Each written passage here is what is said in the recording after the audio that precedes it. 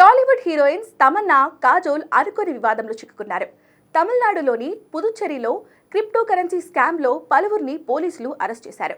నిందితుల విచారణ నేపథ్యంలో దాదాపు 60 కోట్ల మేర స్కామ్ జరిగినట్లు గుర్తించారు.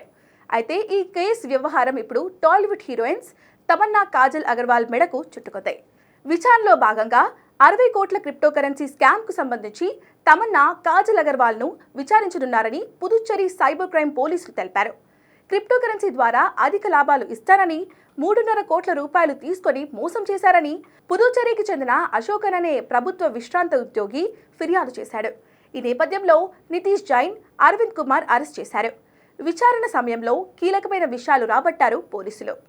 పుదుచ్చేరిలో మాత్రమే కాకుండా ఆంధ్రప్రదేశ్, చెన్నై, కోయంబత్తూరులోనూ క్రిప్టో కరెన్సీ పేరుతో మోసాలు చేసినట్లు నిందితులు వెల్లడించారు.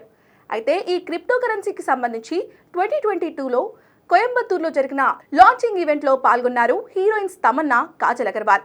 వారు ప్రమోట్ చేయడం వల్ల వారు కూడా ఈ స్కామ్లో భాగస్వాములుగా ఉండవచ్చనే అనుమానాలపై దర్యాప్తు చేస్తున్నారు పోలీసులు. ఈవెంట్లో పాల్గొన్నందుకు డబ్బులు ఎలా ఇచ్చారు, ముంబైలో జరిగిన ఈవెంట్లో ఇన్వెస్టర్లను తీసుకురావడానికి తమన్నా, కాజల్ ఎందుకు ప్రయత్నించారు అనే వివరాలను సేకరించనున్నారు పుదుచ్చేరి పోలీసులు.